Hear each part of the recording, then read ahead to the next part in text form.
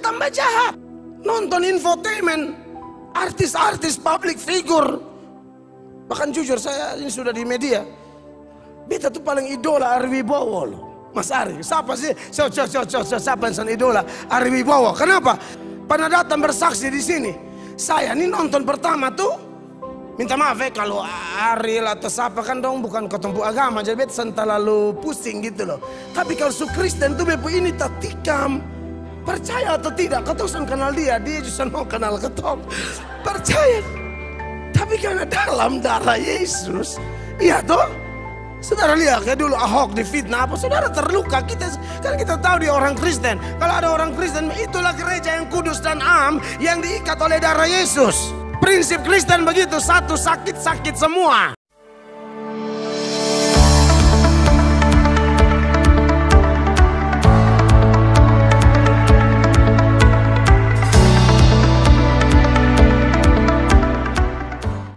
Puji Tuhan, kita akan dengar firman lagi malam ini. Tadi saya ada sedikit terlambat karena harus mendoakan jemaat yang berulang tahun, ada ibadah singkat. Jadi saya harus atur waktu dan puji Tuhan sampai bisa menikmati ibadah bersama ini. Pembacaan firman yang akan kita terima, penjelasannya lanjutan dari minggu lalu. Tapi tetap saya mengajak membaca 7 ayat ya, persis seperti minggu lalu. Yaitu dari 1 Timotius pasal 3 ayat 1 sampai ayatnya yang ke-7. 1 Timotius 3 ayat 1 sampai ayat 7. Kita baca bergantian seperti biasa, saya lebih dahulu. Benarlah perkataan ini, orang yang menghendaki jabatan penilik jemaat menginginkan pekerjaan yang indah. Jemaat 23. Karena itu penilik jemaat haruslah seorang yang tak bercacat, suami dari satu istri, dapat menahan diri, bijaksana, sopan, suka memberi tumpangan, cakap mengajar orang. Bukan peminum, bukan pemarah, melainkan peramah, pendamai, bukan hamba uang. 4. Seorang kepala keluarga yang baik, disegani dan dihormati oleh anak-anaknya. Jikalau seorang tidak tahu mengepelai keluarganya sendiri, bagaimanakah ia dapat mengurus jemaat Allah? Janganlah ia seorang yang baru bertobat, agar jangan ia menjadi sombong dan kena hukuman iblis. 2, 3. Hendaklah ia juga mempunyai nama baik di luar jemaat, agar jangan ia digugat orang dan jatuh ke dalam jerat iblis.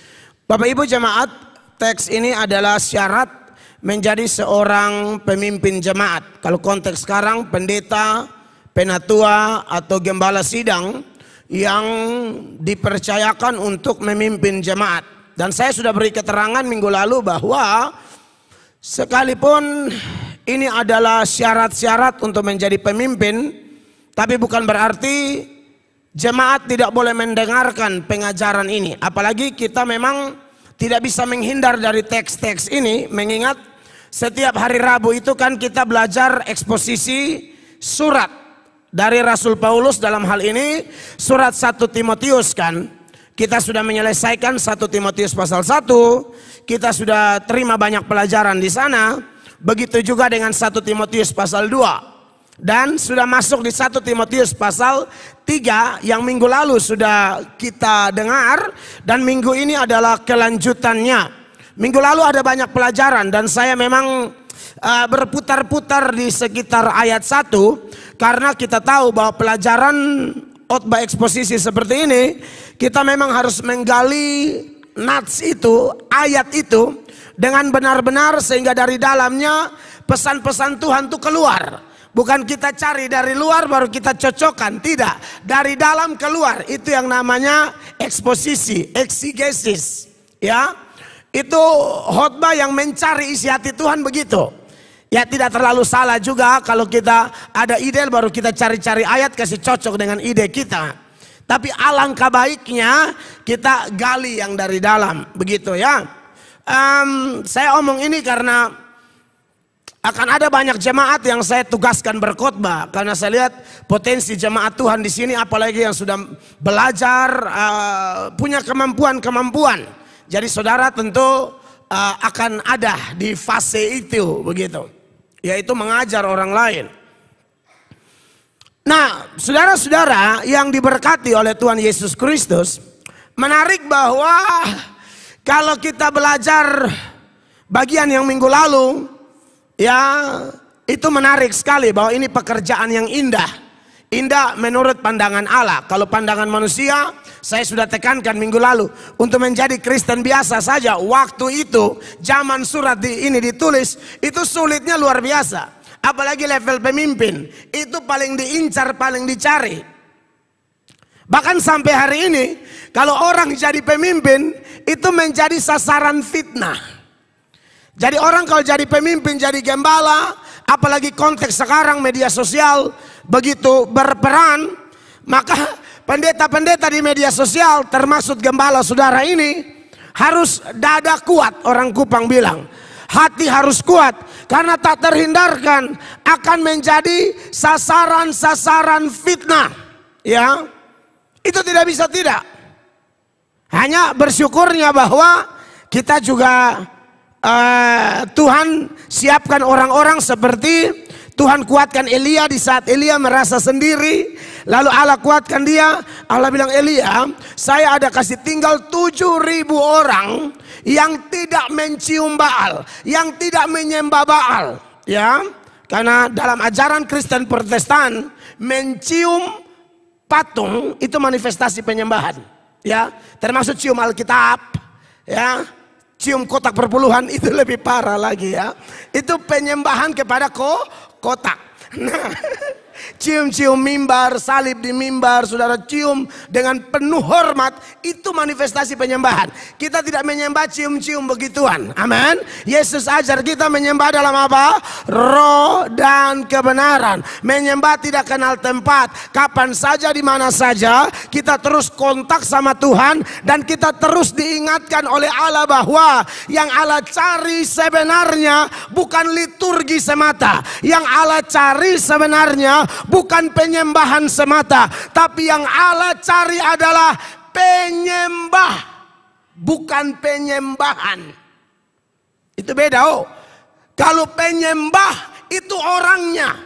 Kalau penyembahan ya kita bisa worship apa segala macam. Saya bahkan bangga sekali dengan tim kita. Saya bangga karena Tuhan ya. Tuhan kirim orang-orang yang Tuhan sudah titip talenta. Dan saya bicara-bicara sama istri, beberapa teman pemusik. Saya lihat di YouTube tuh ada gereja-gereja tertentu yang mereka bikin lagu-lagunya dan top, bukan album loh. Sekarang baru main album sekurang. Nah kita gereja ini kan lagu, kita pun lagu banyak. Saya punya kepikiran gitu loh. Recording, tapi video klipnya bikin di hutan mana, bawa ini alat semua, itu keren banget loh. Saudara setuju, beri tepuk tangan dulu. Ini sudah beta akan melakukan ini. Karena beta yakin akan besar. Kotong materi penyanyi hebat-hebat, pemusik hebat-hebat. Betul-betul, dan memang pokoknya semua yang akan masuk dalam video klip itu, haleluya. Itu yang terlatih semua, boleh ada yang tanganga bagian putih. Betul, betul. Usahakan tidak ada edit-mengedit, semua tuh asli gitu loh. Go Oetune, go mana, pantai mana, benar kan tinggal gabung. Ini jago edit semua banyak. Kita posting, saudara percaya tidak, viral. Saya ini lagi suka nonton kelompok pemuji penyembah. Kok masa ini kan lagu mereka. Mereka bisa nonton sampai 1 juta orang nonton, 600.000 orang nonton. Artinya bahwa kalau penyembahan apa, aduh saya bersyukur. Dan memang gereja ini khotbah dan penyembahan itu saya tekankan sekali, bukan karena saya, tapi memang Alkitab suruh kita suka memuji Tuhan. Amin. Tetapi jauh lebih daripada itu ialah kita selalu diingatkan seperti yang saya bilang tadi, ketika Yesus berjumpa dengan perempuan Samaria di Parigi Yakub itu, saat bicara penyembahan, perempuan itu bilang, kalian menyembah di Sion, kami menyembah di gunung ini. Yesus bilang tidak, orang akan menyembah dalam roh dan kebenaran. Makanya di Yohanes 4 mulai ayat 20 lah dikatakan demikian. Nenek moyang kami menyembah di atas gunung ini. Tetapi kamu katakan bahwa Yerusalemlah tempat orang menyembah.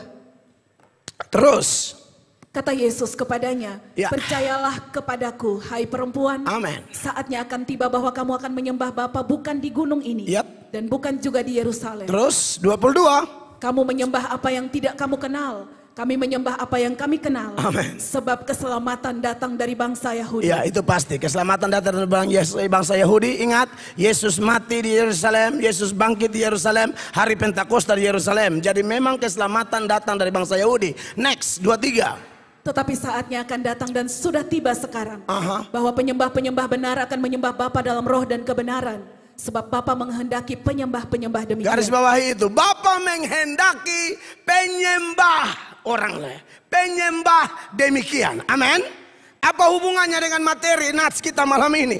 Begini saudara-saudara, hamba Tuhan itu dituntut mempunyai karakter yang betul-betul bisa berbicara lebih kuat dari khotbah-khotbahnya. Dan hamba Tuhan seperti kami ini pimpin Bapak Ibu jemaat supaya kita sama-sama memiliki karakter yang sama. Makanya sekalipun pembahasannya berkaitan dengan syarat-syarat menjadi penilik atau menjadi pendeta, tak terhindarkan saya akan mendorong atau semua pendeta seharusnya mendorong jemaat Tuhan yang mereka gembalakan supaya bisa tiru mereka karena mereka tiru Yesus. Amin. Jadi ini khotbah memang juga untuk jemaat.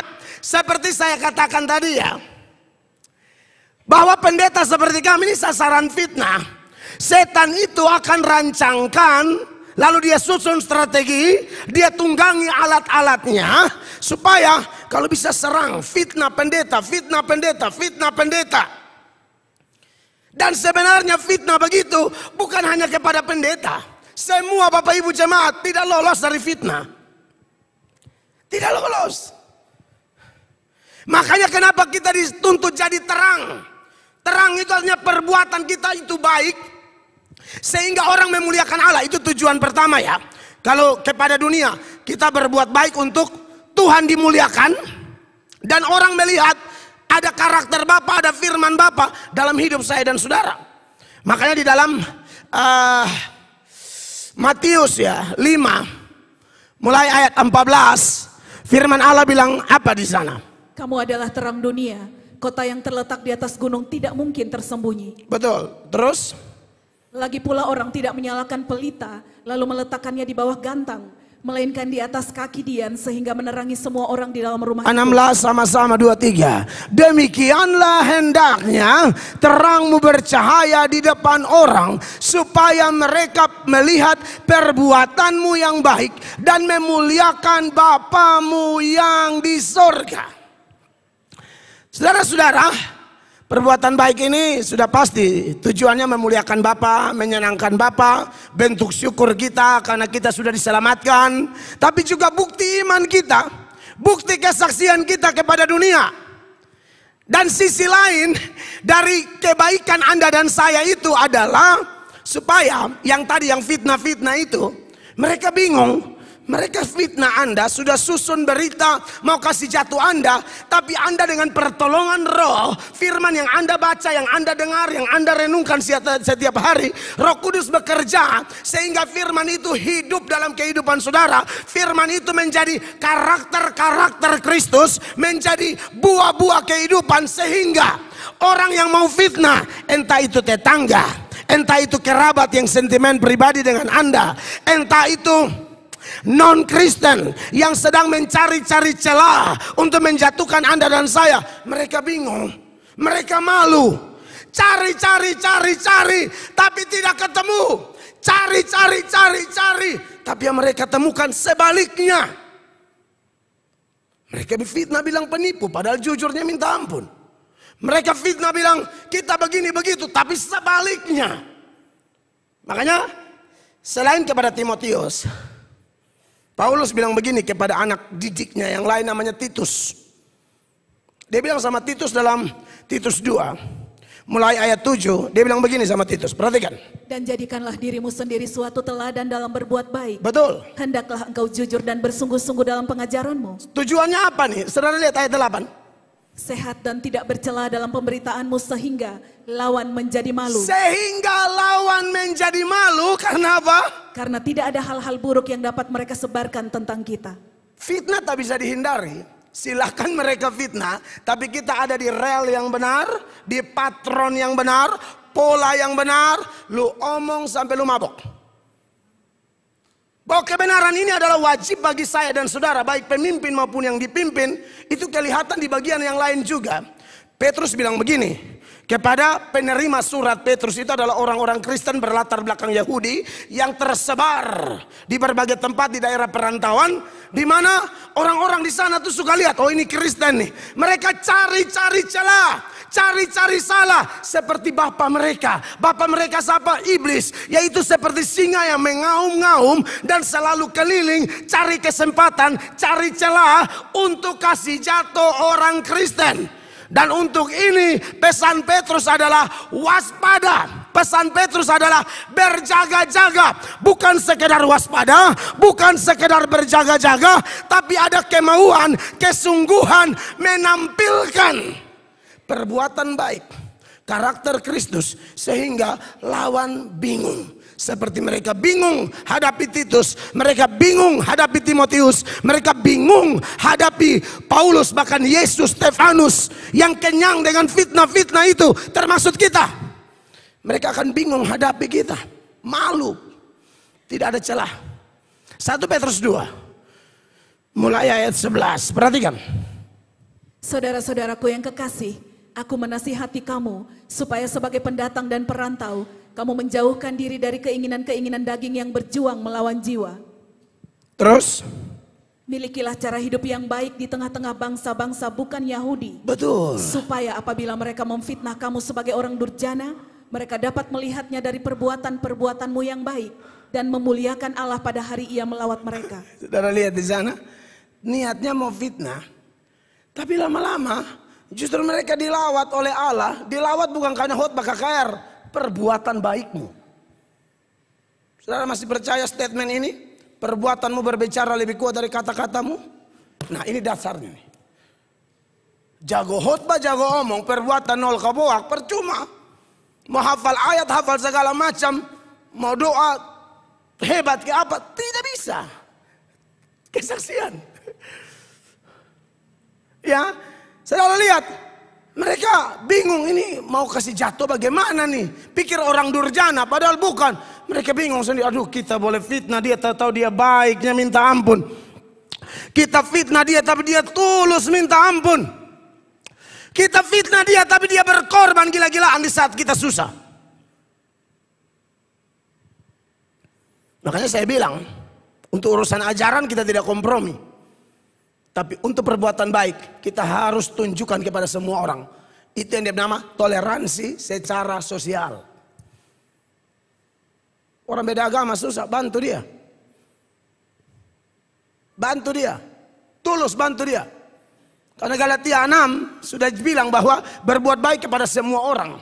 Memang terutama kawan-kawan seiman. Tapi semua orang harus rasa kebaikan kita. Lanjut 13. Tunduklah karena Allah kepada semua lembaga manusia, baik kepada raja sebagai pemenang kekuasaan yang tertinggi. Terus 14. Maupun kepada wali-wali yang diutusnya untuk menghukum orang-orang yang berbuat jahat dan menghormati orang-orang yang berbuat baik. Lalu 15 sama-sama 23. Sebab inilah kehendak Allah, yaitu apa? Supaya dengan berbuat baik kamu membungkamkan kepicikan orang-orang yang bodoh. Amin. Harus ada keseimbangan antara pengajaran kita dan kelakuan kita. Nah ini menarik nih. Saya kenapa memulai dengan pendahuluan ini saat kita membahas 1 Timotius pasal 3 ayat 1-7 yang adalah syarat-syarat menjadi seorang pemimpin, saudara-saudara. Dan saya sudah jelaskan keterkaitan yang tidak bisa dihindari antara yang memimpin dan yang dipimpin. Maka di situ tiap kali saya ngomong tentang pemimpin, tapi jemaat juga tarik ke diri. Itu maksud saya, ya. Nah, mari kita lihat dari ayat 2. Ayat 1 sudahlah, kita sudah bahas minggu lalu, itu pekerjaan indah toh. Tapi ayat 2 sudah ditekankan, tapi ada beberapa penekanan yang perlu ditambahkan dari ayat 2 ini. Karena itu penilik jemaat haruslah seorang yang tak bercacat. Karena dunia melihat Kita ini seperti suratan yang terbuka, apalagi pemimpin. Sudah jadi sasaran fitnah, maka tidak bisa tidak, kau harus hidup baik. Sebab kalau orang omong sesuatu yang ternyata memang adalah kejahatan kita, itu bukan fitnah. Itu cara Tuhan bongkar kita punya kurang ajar. Misalnya pendeta selingkuh, pendeta ini itu harus bongkar. Itu bukan fitnah. Memang benar begitu kok. Tapi tentunya tidak seada-adanya ya. Harus diuji, ada saksi dan lain sebagainya. Nah, saudara yang diberkati oleh Tuhan Yesus, syaratnya adalah seorang yang tak bercacat. Tak bercacat ini, dia punya pengertian bukan sekedar tidak bisa dituduh. Karena tuduh itu tak terhindarkan. Orang yang benar kayak Tuhan Yesus dapat tuduhan-tuduhan miring. Lalu yang dimaksudkan tak bercacat ini begini. Orang cari-cari tidak ada bukti. Omong saudara mau dari sisi mana? Tidak ada bukti. Nah ini yang perlu kita tampilkan, saudara-saudara yang diberkati oleh Tuhan Yesus. Ya, Matthew Henry mengatakan hamba Tuhan tidak boleh ada skandal apapun. Track recordnya harus bagus. Apalagi sejak dia ditempatkan memegang satu gereja, menggembalakan satu gereja, dia harus tak bercacat, tanpa skandal, tanpa hal-hal yang aneh-aneh sepanjang karir atau panggilan pelayanannya. Kalau tidak repot, saudara-saudara. Beda kalau hanya menuduh ya. Menuduh itu tidak serta-merta. Orang bisa saja tuduh Tuhan Yesus begini, tuduh Pak Mel Atok begini, tuduh pendeta A, B, C begini. Tapi buktinya mana?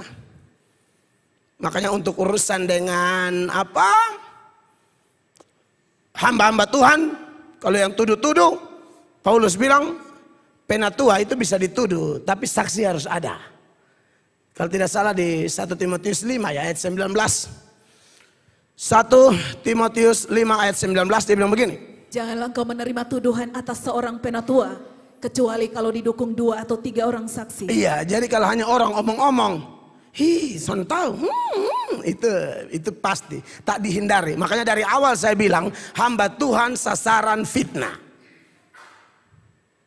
Apalagi ada orang yang dia rasa khotbah pendetanya bikin tersinggung dia su emosi, dia punya hati panas seperti hati Kain yang sudah panas, itu kan pintu gerbang setan masuk. Saudara dan saya yang tidak suka orang, Anda panas hati sekali terhadap dia, entah apa, entah ada alasan atau yang lebih parah tanpa alasan, Anda dan saya panas hati, iri hati lihat dia, aduh, itu pintu gerbang setan masuk. Kain dan Habel itu satu darah, sampai level bunuh adik hanya gara-gara startnya salah. Hati panas, iri hati, setan masuk. Beda dengan saudara kan, yang memang mau bertobat. Biar pendeta mau khotbah kayak apa, mau tersinggung, mau apa, saudara bisa menangis dan berkata, terima kasih Tuhan, lebih baik togor pakai khotbah daripada pakai kanker. Amin. Lebih baik togor pakai khotbah Tuhan daripada pakai tumor. Lebih baik togor pakai khotbah daripada pakai kecelakaan maut. Lebih baik togor pakai khotbah daripada bangkrut. Itu anak Tuhan sejati begitu. Kana-kana api. Biar. Thank you Lord. Tapi yang bukan anak Tuhan.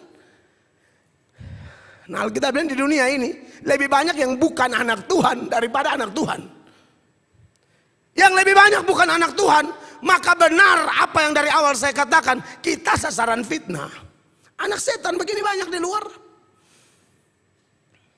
Jadi hidup sebagai orang Kristen mesti ingat itu ayat-ayat. Kita ini minoritas. Selama-lamanya minoritas. Sampai kiamat. Itu harus ingat. Begitu. Kalau Tuhan bisa pakai kehidupan kita memenangkan orang, itu anugerah saja. Tapi yang pasti yang jahat tambah jahat. Jalan yang lebar itu lebih banyak orang lewat. Masih ingat tuh Tuhan Yesus omong di Matius 7, 13-14 kan. 13 bilang apa? Masuklah melalui pintu yang sesak itu. Karena lebarlah pintu dan luaslah jalan yang menuju kepada kebinasaan. Dan banyak orang yang masuk melaluinya. Terus? Karena sesaklah pintu dan sempitlah jalan yang menuju kepada kehidupan. Dan sedikit orang yang mendapatinya. Iya. Makanya saya senang ada di persekutuan-persekutuan. Menyembah hanya 3-4 orang. Saya tahu memang dunia begitu. Saya sudah bilang ini yang kesekian kali gereja kita ini kelihatan rame. Tapi dibanding orang jahat, kita sedikit. Amin. Kita sedikit ini. Sedikit saudara-saudara. Hanya Pak saya itu kadang-kadang bergumul berat. Tiap kali jadwal KKR saya di desa tuh. KKR di sini, lampu disko di sebelah. Ini masa tabagi dan kelihatan kita kalah.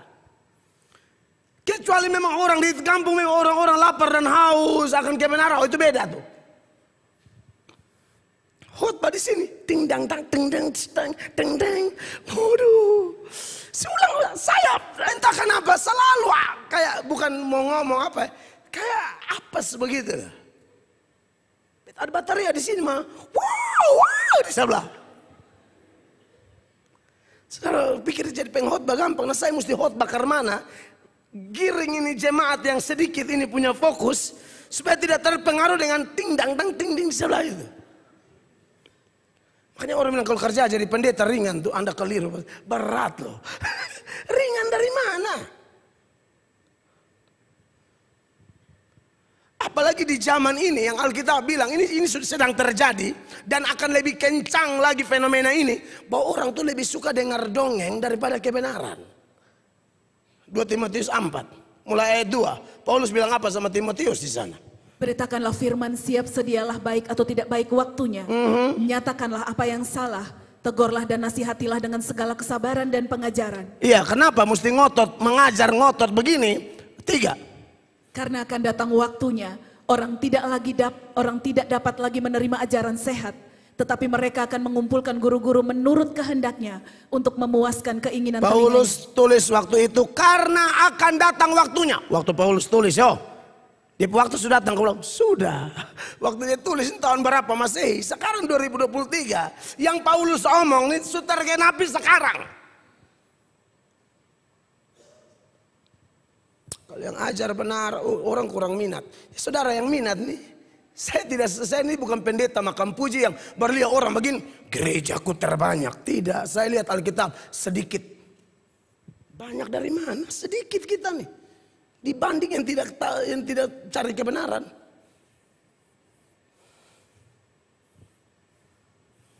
Saudara ikuti kan saya punya perubahan. Dulu kan mau tuh saya foto-foto orang.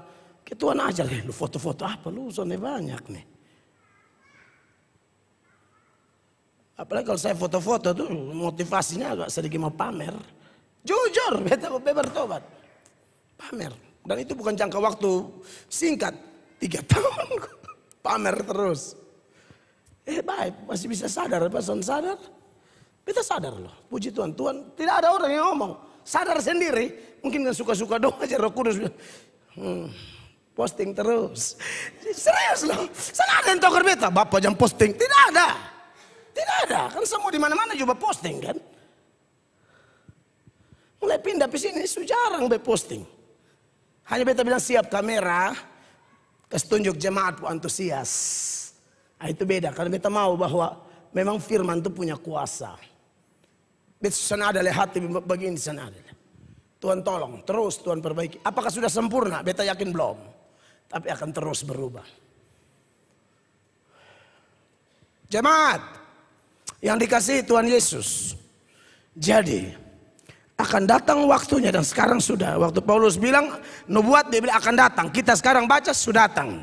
Sudah terjadi, sedang terjadi dan akan lebih kencang bahwa orang tidak mau terima ajaran sehat. Mereka akan kumpul guru-guru menurut kehendaknya untuk memuaskan keinginan telinganya. Maka jelas dari ayat ini secara implisit mau kasih keterangan jemaat itu punya andil dalam mencetak pembicara-pembicara palsu. Semakin Anda suka dengar lelucon, orang itu kan tambah laris manis. Andalah pencetak nabi palsu. Makanya di gereja ini sudah dididik. Pengkhotbah-khotbah aneh-aneh. Yang aneh-aneh, jangan heran kalau jemaat mulai goyang kepala begini. Apakah jemaat begini sombong rohani? Tidak. Jemaat begini memang dipakai Tuhan membuat pendetanya koreksi diri. Ini khotbah ngawur, salah jadi jemaat begini. Barat ini parah nih. Aduh. Memang ada orang yang begitu saat kebenaran disampaikan dia juga acting begitu. Tapi tidak semua. Maksud saya Kalau memang di sini ajar sesat, ada saudara Yesus itu cuma salah satu jalan, lalu saudara marah semua, Anda jemaat terbaik. Harus marah. Kalau ini saya omongin, siapa tahu saya tidak ada nanti. Saya undang orang lain entah dari mana, tak usah jaga dengan perasaan. Goyang kepala, bila perlu suara-suara kecil. Salah, tidak apa-apa. Beta susu, beta yang suruh. Parah nih, parah, salah nih. Tidak apa-apa. Tidak apa-apa. Terutama masalah doktrinal ya. Kalau praktis kan kita tidak bisa komplain. Orang punya pengalaman masing-masing. Tapi maksud saya yang doktrin-doktrin. Kalau tidak bisa bawa roh, neraka. Saudara bilang apa? Beri tepuk tangan buat Tuhan. Itu yang Anda omong. Ini beta latih dari mesti ribut. Jemaat yang beribut di bawah, gelisah. Berat. Kalau saya makan tunjuk muka begini, paro. Tidak apa-apa. Kan tidak ada yang tahu. Harus begitu jemaat. Harus zuhud masalah Anda tetap berkata. Tidak ada yang sempurna. Bukan masalah itu, Susi. Lumus mengamuk. Tidak ada yang sempurna, iya. Sen sempurna di karakter masih mungkin. Pengajaran dibuka Alkitab. Lu aja yang sombong, sen mau dengar orang lain khotbah. Makanya lu begitu-begitu aja. Amin. Nah, itu lihat anak kecil. Amin. Itu dulu. Tapi yang saya ada bapak-bapak anak kecil. Salah. Empat. Dengar. Haleluya. Ayat 4. Perhatikan. Mereka akan memalingkan telinganya dari kebenaran dan membukanya bagi dongeng. Itu sedang terjadi. Ya saudara-saudara. Jadi kita jangan ikut mencetak pembicara palsu ya. Kita harus beri semangat perhatian kalau pendeta, hamba Tuhan, siapapun ditugaskan. Dia bicara benar, support Anda menjadikan dia lebih matang. Saya ini belajar terus kan, saya lihat Anda dukung saya. Banyak yang saya belum tahu, tapi ya sudah ada pendengar, pendukung, begini kan enak. Kita tambah semangat belajar. Jadi hal yang pertama adalah bahwa kita tidak boleh bercacat saudara-saudara. Jaga semua. Bukan cuma pendeta. Saya dan Bapak Ibu jemaat semua harus jaga. Lihat aja kesaksian kaum pria di tadi malam. Mereka berani salah sedikit. Keluarga sudah bilang, kau bilang di Pak Mel Atok. Kenapa? Mungkin keluarga kita belum level kenal firman seperti ini. Jadi wajar mereka ngomong begitu. Karena kita tidak bisa kita dituntut lebih. Amin. Kerabat kita, keluarga kita tidak pernah ke gereja. Lalu saudara sedikit. Kemarin kau cari saudara. Gereja. Ketemu lebih. Kemarin gereja. Gereja. Tidak bisa dihindari. Anda memang dituntut. Mau ngomong apa? Saudara mau ngomong apa? Saudara gereja nah. Saudara pelayanan. Saudara tidak bisa ngomong, saya pelayanan, mohon pasang jaga pasang pemulu Tidak bisa enak saudara. Tidak bisa. Kenapa saudara yang bergereja kok lebih jahat dari mereka yang tidak gereja? Om beta ramas, apa? Kamu yang supi gereja, kamu yang supi menyembah. Kamu yang siang hari malam postingan ayat, kok lu lebih jahat dari yang tidak pergi gereja? Kita harus lebih baik dari mereka yang tidak tahu gereja. Beri tepuk tangan dulu. Jangan bilang tidak bisa. Bersama Roh Kudus kita bisa. Tidak bisa apa? Bisa.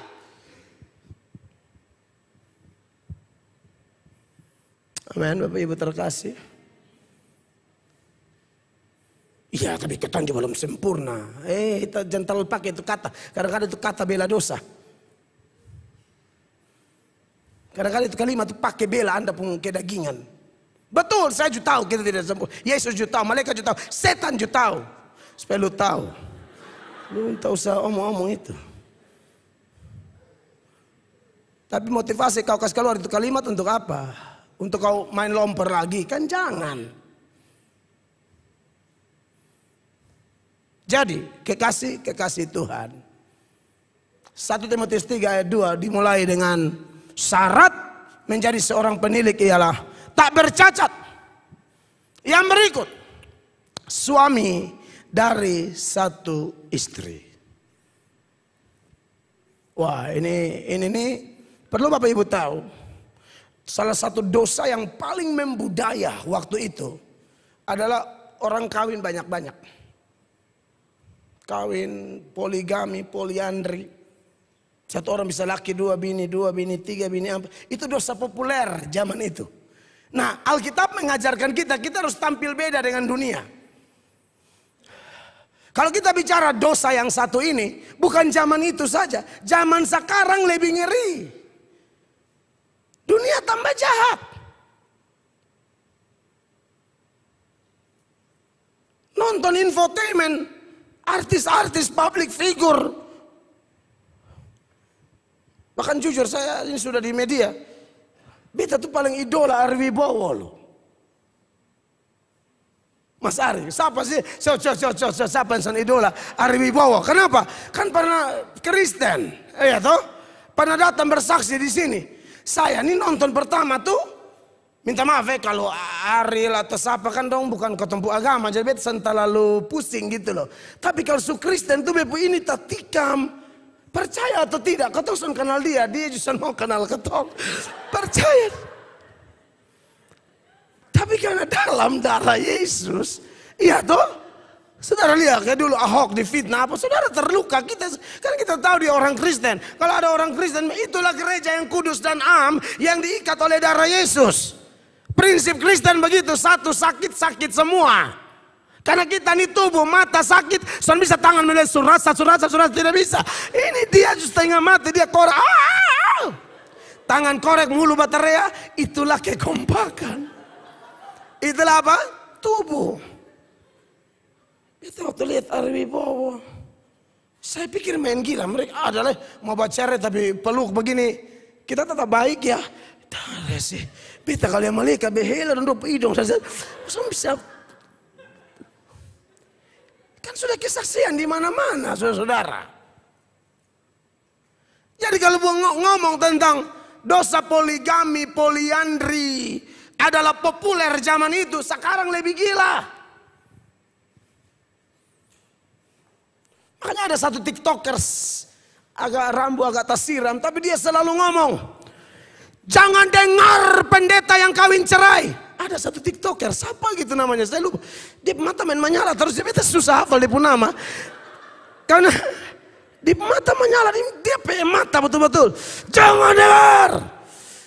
Saya mau baca dia pun nama, supaya juga akhirnya lihat dia mata. Hah? Dulos. Oh Dulos dia pun nama.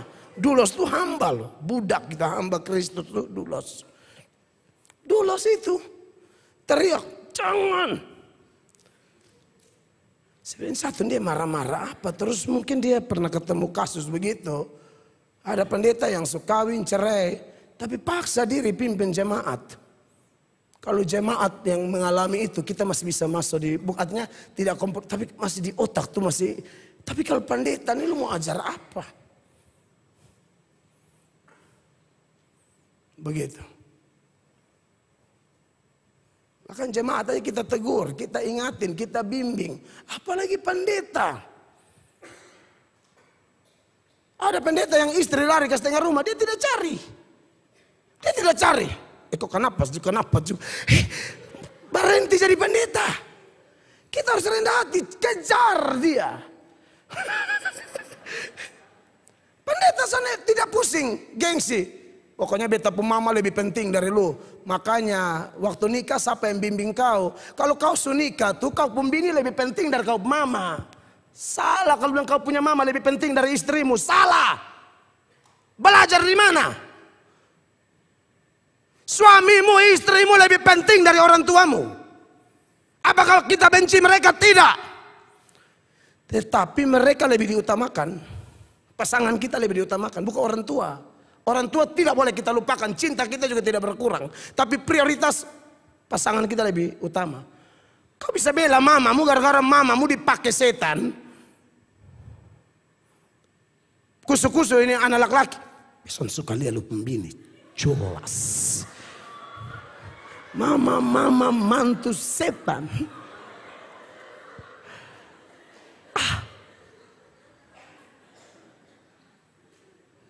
Jangan.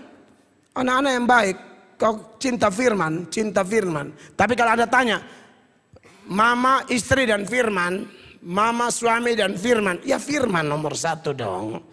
Karena dari situ kita tahu kita harus buat apa, ngomong apa. Saat ada masalah. Sudah aja ikut ini penasihat yang tidak mengerti Alkitab. Ingat, sukawina. Tapi dulu berak di mama. Tahu. Mama suka pakai ayat, pakai berak. Untuk apa cuy? Ayat di mana yang bilang berak itu paling lebih tinggi dari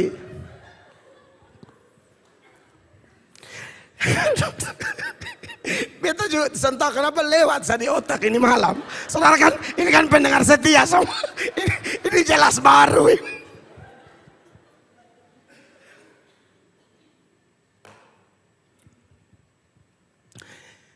Suami dari satu istri. Nah ini juga berlaku bagi perempuan ya. Kalau pemimpinnya perempuan berarti dia istri dari satu suami. Ya. Karena ada ayat-ayat yang kelihatan ditunjukkan kepada laki-laki tapi harus diartikan itu berfungsi bolak-balik. Perempuan laki-laki. Contoh seperti Matius 8 ayat 28 kan. Matius 5 ayat 28 yang berbunyi begini. Tetapi aku berkata kepadamu, setiap orang yang memandang perempuan serta menginginkannya sudah bersinah dengan dia di dalam hatinya. Iya, ini ayat kan kalau baca lurus kesannya hanya untuk laki-laki. Tidak, ini juga untuk perempuan. Ya. Sama kalau ada ayat tentang penilik, ya suami dari satu istri. Nah kalau hamba Tuhannya perempuan, dia harus istri dari satu suami. Ya itu harus dijaga. Baik-baik, kalau tidak susah nanti lawan dapat celah. Lu mau omong apa, lu mau ajar apa, lu mau kesaksian apa. Karena Melody Green seorang teolog ternama, khusus konseling pranikah atau konseling siap-siap nikah. Melody Green mengatakan keputusan terbesar nomor 1 di dunia itu keputusan terima Yesus sebagai Tuhan dan Juru Selamat. Tapi setelah itu keputusan kedua terbesar di dunia adalah nikah. Waktu orang terima Yesus, Yesus mempelai pria, dia mempelai wanita karena dia gereja secara rohani. Tapi waktu merit itu mempelai jasmani. Tafsirannya bermacam-macam ya saudara-saudara bahwa memang kalau orang dikatakan seturut dari 1 Timotius 3 tadi ya ayat 2 bahwa dia adalah suami dari satu istri dan juga diartikan terbalik kalau hamba Tuhannya perempuan. Karena bagaimanapun saudara-saudara kita berkhotbah ini bukan hanya omong Tritunggal, predestinasi, ada yang dipilih, ada yang tidak dipilih. Kita kan ngomong rumah tangga. Hidup ini nyata. Nah kalau kita punya rumah tangga tidak beres, kita mau khotbah apa, mau pengalaman apa? Timotius memang belum berumah tangga, tapi dia hidup kudus. Kasusnya beda. Kalau yang pemimpin gereja berumah tangga, ya mau tidak mau harus berendah hati. Hindari kata cereh di mulutmu. Makanya suka pacaran son jelas dong. Lu sana uji bye-bye. Pokoknya lihat di gereja langsung. Dia rasa kayak falling. Befalong salubur. Lihat sedikit falling. Lihat kambing falling. Dia lihat kambing sebagai badak di falling. Cinta lalu gampang jatuh cinta. Lihat satu lu mau.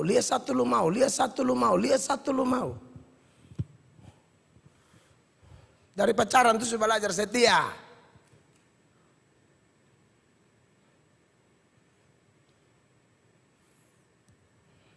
Lalu masalah jaga mulut, jaga hati. Kalau ada di sini yang sudah sering masalah, sering minta cerai, bertobat, menangis di hadapan Tuhan, minta ampun, itu kata-kata kurang ajar. Tidak boleh keluar dari mulut kita. Jaga itu mulut, jaga emosi sedikit, omong gak mau usir, mau ini, mau itu. Wah, kacau juga saya lihat. Tolonglah, saya marah keras nih. Karena kita semua ini bisa salah dalam kesalahan ini dan dosa tidak bisa ditolerir. Tuhan kirim kita suami, istri, saudara. Mulut, hati, emosi, bodoh-bodoh. Akhirnya kacau. Sampai ada tafsiran bilang begini. Ada 3 orang, dia bernama Jamieson, Fausset, dan Brown. Jamieson, Fausset dan Brown mengatakan bahwa pokoknya karena di sini mengatakan suami dari satu istri, berarti kalau pasangannya meninggal, suaminya meninggal atau istrinya meninggal, bahkan sampai level sudah meninggal, dia tidak boleh kawin lagi. Dia pakai dasar 1 Timotius 5 ayat 9. Itu ayat tentang janda-janda. Semoga ada di sana ya. Itu. Yang didaftarkan sebagai janda hanyalah mereka yang tidak kurang dari 60 tahun yang hanya 1 kali bersuami. Ini janda berarti laki sumati, oh. ini konteks di sini adalah janda yang suaminya meninggal. Pokoknya yang dapat bantuan, dapat perhatian, dapat pelayanan, yang pokoknya hanya 1 kali bersuami. Jadi kalau mau bantu orang tanya, posisi? Makanya masih apa? Posisi apa nih? Janda. Berapa kali? Janda berapa kali? 5 kali. Geser. Tapi saudara, tafsiran dari 3 hamba Tuhan ini, Jamieson, Fausset, dan Brown, yang memakai data ini, mereka kalau lihat teks ini dalam bentuk lampau, dan ini tidak bisa menjadi dasar untuk misalnya hamba Tuhan, pasangan meninggal, dia tidak boleh menikah lagi. Tidak bisa begitu. Atau orang Kristen. Sebab sebenarnya kita terikat kepada pasangan kita sepanjang dia masih hidup. Kalau dia sumati, habis. Dia masih hidup, saudara mau alasan apa? Tidak bisa. Anda terikat dengan pasanganmu itu. Apalagi pemberkatan di gereja. Saudara bikin pendeta-pendeta hamba Tuhan ini orang gila-gila omong kosong banyak yang mau angkat tangan sesuka hati, sorong tangan, hela tangan. Bikin mau dance di. Tidak bisa begitu. Makanya Roma pasal 7 mulai ayat 2. Ini perlu belajar ya Bapak Ibu ya. Perhatikan. Sebab seorang istri terikat oleh hukum kepada suaminya selama suaminya itu hidup. Akan tetapi apabila suaminya itu mati, bebaslah ia dari hukum yang mengikatnya kepada suaminya itu. Iya, 3. Jadi selama suaminya hidup ia dianggap berzina kalau ia menjadi istri laki-laki lain. Iya. Tetapi jika suaminya telah mati ia bebas dari hukum sehingga ia bukanlah berzina kalau ia menjadi istri laki-laki lain. Begitu, itu ajaran Alkitab. Nah, kalau jemaat saja dipasang aturan ini, apalagi pendeta. Jadi sebenarnya kalau pasangan meninggal kita kawin lagi itu boleh. Siapapun dia Kristen, entah pendeta, entah jemaat, ya. Tetapi tentunya ingat, pasangan di sini suami meninggal ya. Kalau suami tidak meninggal, disarankan tetap berdamai. Bahkan ada janda-janda yang disuruh oleh firman Allah, Paulus hanya alat. Kalau bisa lu tahan sudah. Ini kadang-kadang janda harus tahan, pergi gereja sendiri. Baru lihat janda lain aduh Yesus. Tapi andai kata sentahan boleh kawin. Tapi Paulus, dan saya juga ikut Paulus, sarankan kalau bisa tahan, tahan. Memang berat yang ber-40. Apalagi yang ada lari sore. Yesus baik. Memang berat. Makanya saudara, ini tak terhindarkan ketika kita bicara tentang suami istri. Ya. Di dalam 1 Korintus 7 ayat 8, ayat bilang begini. Tetapi kepada orang-orang yang tidak kawin dan kepada janda-janda aku anjurkan, supaya baiklah mereka tinggal dalam keadaan seperti aku. Tidak usah kawin. Saya sudah pernah bersaksi, kami punya kenalan, saya ada ibu gembala. Suaminya meninggal. Lalu orang, ibu-ibu gagap, putih, kelihatan berisi, ibu hati baik. Dan pasti ini ulat bulu dong, ini pasti cari gitu loh. Tapi ulat bulu pasti marah ya, pasti.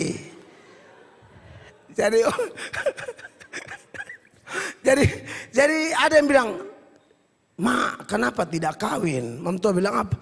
"Ih, siapa yang mau gila lah, kok sabantar dia papoko lah." Pakai bahasa Kupang, sabantar dia pukul. Kita sudah hidup tenang, ke kantor, pulang bisa santai, mus cucu dia pun jeans.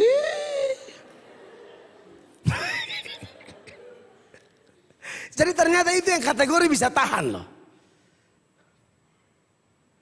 Tapi antara yang bisa tahan dan tidak bisa tahan, yang beta ketemu paling banyak itu sontahan semua. 9. Pesan tahan kawin sudah. So, memang kalau bisa tahan, best of di ayat 8. Kalau bisa tahan, hanya firasat saya mengatakan dosen tahan 9.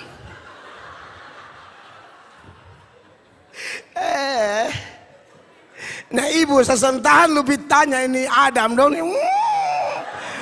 Roh gentayangan. Perempuan tuh paling kuat loh. Kalau perempuan seada yang kategori sentahan lu pitanyain dong lah ini. 9, silakan baca, perhatikan. Tetapi kalau mereka tidak Tetapi kalau mereka tidak dapat menguasai diri, kenapa? Baiklah mereka kawin. Sebab lebih baik apa? Kawin daripada apa? Angus. Ayat nih. Itu biar mau AC 16 dia rasain. Panas. Angus.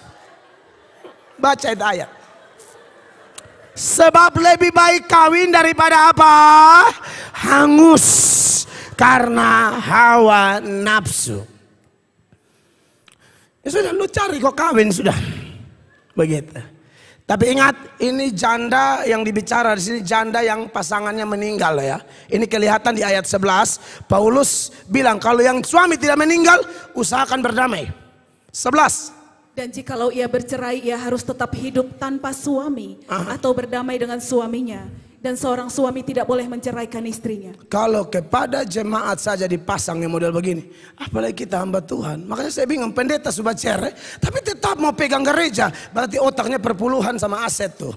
Pasti aset tuh. Beta son mungkin bercerai di angana ya. Son mungkin, tapi maksud kalau sudah gitu lah macam pimpin gereja sayang. Koton 2 buka keos. Jual tenun. Paksa diri apalah dan pipi khotbah lah. Kok bisa? Orang sekarang bukan lihat lu jago khotbah. Semua khotbah yang bilang kok jemaat khotbah lebih bagus dari ketong sekarang.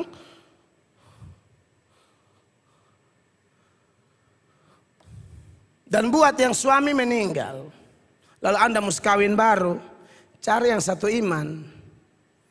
Dia yang meninggal sudah cek mabok, lu cari yang bandar narkoba lah, lu mati. Cari yang seiman. Lompat ayat 39.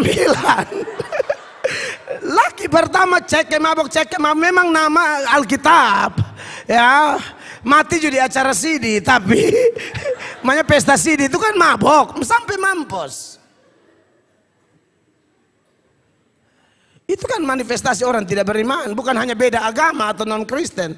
Kristen pun tapi manifestasi hidup begitu. Itu orang tidak beragama tuh, tidak beryesus. Makanya kalaupun ada kasus begitu cari baru, tapi lihat yang bertobat jangan cari yang lelhanak tukang piara janda lupi daftar diri lu nomor urut 67 supaya lu tahu. 39 ya, 39 kita lihat. Istri terikat selama suaminya hidup. Ya. Kalau suaminya telah meninggal, ia bebas untuk kawin dengan siapa saja yang dikehendakinya. Betul, Asal orang itu adalah seorang yang percaya. itu, catat itu. Ini mesti pengajaran khusus di gereja. Loh kok larinya ke sana Pak Mel? Oh iya, tak terhindarkan karena salah satu syarat jadi pemimpin. Ini sorotan utama pemimpin, tapi jemaat boleh bahkan harus tarik ke diri masing-masing. Makanya buat Anda yang belum nikah, kalau saya punya saudara-saudara yang dalam perjalanan mereka sudah gagal, saya sudah bimbing mereka juga. Itu mereka sudah tahu apa yang harus mereka hadapi.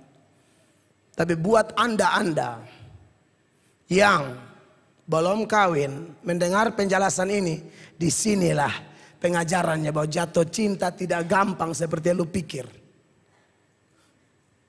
Dia laki-laki menyembah di gereja menangis, lu pikir betul. Tahu itu kenapa? Lapar.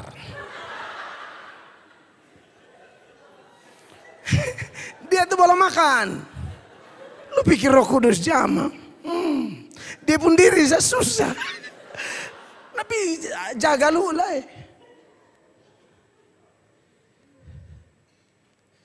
Amin. Anak-anak muda mungkin ketawa-ketawa, tapi hati-hati ya. Pelayan-pelayan. Hati-hati. Saya diberkati dengan beberapa pasangan muda yang beta bersyukur melihat kesaksian hidup mereka. Ada yang sampai bilang begini, kau nikah nih Bapak, andai kata ada anak, cukup tidak ada anak, tidak ada masalah. Kau nikah ini untuk melayani Tuhan. Kebahagiaan kita utama itu Tuhan Yesus. Buat saya luar biasa ini kekuatan iman. Mesti begitu Pak Ibu, betul, itu benar, prinsip benar. Jangan alasan tidak ada anak, buang pasangan. Tidak bisa, tidak boleh. Sampai mati. Saya tidak tahu kita mati kapan. Ada yang melayani Tuhan dahsyat, setia, mati muda.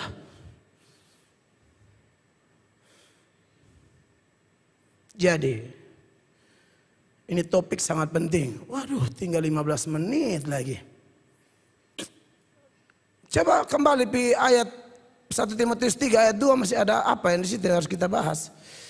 Dapat menahan diri, minggu lalu saya sudah singgung ya, itu kepala dingin, ya bisa tahan diri, tidak gampang emosi, ya kita semua harus jaga itu. Lalu bijaksana itu dia sehat pikiran, pikirannya sehat. Dan kalau pikiran sehat dia muncul berikut, sopan. Bijaksana bicara pikiran sehat, sopan bicara perilaku. Hamba Tuhan bahkan semua orang Kristen yang dikuasai oleh Roh Kudus, pikiran dikuasai oleh Kristus, kita bijaksana sehingga melahirkan perilaku sopan, penampilan. Makanya saya tidak percaya gembala batato banyak berpimpin gereja itu harusnya berhenti jadi pendeta. Harusnya berhenti. Apalagi dia sengaja bertato saat sudah jadi pendeta, itu tidak sopan. Mau kasih tunjuk di mana pun tidak sopan. Tato salib di sini, naga di sini, kantor sinode di sini, bundaran PU di pusar. Tadi mau kasih tunjuk siapa? Tidak sopan itu. Penampilan hamba Tuhan itu mesti hati-hati. Saya terus belajar. Kalau mau ke mall itu kita mesti hati-hati. Mesti pakai baju baik-baik. Bukan apa-apa. Tapi ini kita pendeta hamba Tuhan. Pelayan saudara yang biasa kelihatan di mimbar. Semua bersaudara pergi ke tanpa keramaian ke orang gila. Anda tidak menampilkan sopan santun. Berarti pikiran Anda bermasalah tuh. Ada salah koslet di cara berpikir Anda. Sehingga melahirkan perilaku yang tidak jadi berkat. Ini harusnya kalau gali khusus lebih dalam, khusus setengah 9. Kurang 15. Minggu depan baru kota lanjut Saya tidak bisa paksa diri lanjut. Ini masih banyak, ini masih sopan, suka memberi tumpangan, cakap mengajar orang, langsung ayat 3. Itu pelajarannya kaya sekali. Kiranya apa yang sudah bisa saudara terima hari ini pegang baik-baik untuk kita jadi saksi yang baik. Sehingga lawan malu, bungkam, setan tutup mulut, tidak ada celah. Beri tepuk tangan yang meriah bagi Tuhan Yesus Kristus. Mari kita berdiri Bapak Ibu jemaat terkasih.